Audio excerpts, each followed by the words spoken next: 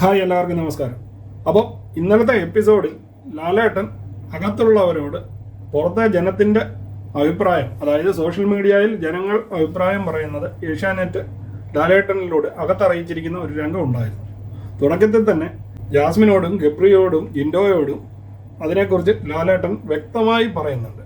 അതായത് എപ്പിസോഡ് തുടങ്ങി ഇത്രയും നേരം കഴിഞ്ഞപ്പോൾ ലാലേട്ടൻ എല്ലാവരോടുമായി ഞാൻ വ്യക്തമായിട്ടൊരു കാര്യം പറയട്ടെ, സീസൺ 6 ആണ് ഏറ്റവും ഉയർന്ന നിലവാരം ഉയർത്തുന്ന ഒരു സീസൺ എന്ന് എനിക്ക് അഭിപ്രായമുണ്ട്. എന്തുകൊണ്ടെന്നാൽ ബാക്കി ഒരു സീസണിലും ഇല്ലാത്ത നല്ല ഭാഷാപ്രയോഗം നടത്തുന്നവരാണ് ഇതിനകത്തുള്ളവർ എന്ന് പറഞ്ഞുകൊണ്ട് ലാലേട്ടൻ അവരോട് പറയുന്നു, പുറത്തെ ജനത്തിൻ്റെ അഭിപ്രായം സോഷ്യൽ മീഡിയയിൽ വന്ന ഒരു കമൻറ്റ് വായിച്ച് ഞാൻ നിങ്ങളെ ഇപ്പോൾ കേൾപ്പിക്കാം.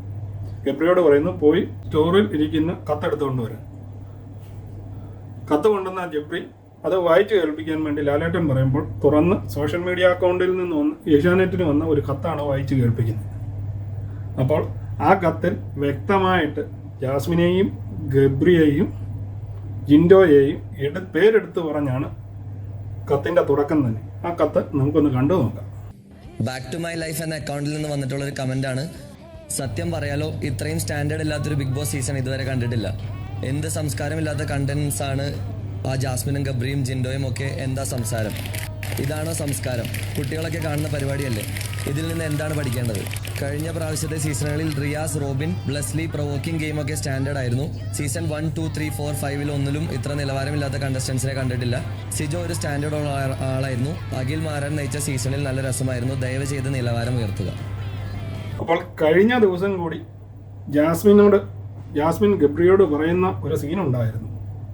ഇപ്പോൾ നിലവിൽ നമ്മൾ 3 പേർ മാത്രമാണ് ബിഗ് ബോസ് വീട്ടിൽ കണ്ടന്റ് കൊടുക്കുന്ന വ്യക്തികളെന്നും അതിനാൽ താങ്കൾ സൂപ്പറാണെന്നും, അതായത് നമ്മൾ ഈ പ്രാവശ്യം ഈ 3 പേര് ഉറപ്പായിട്ടും ഫൈനലിൽ കാണുമെന്നൊക്കെ സ്വപ്നം കണ്ടിരുന്നു.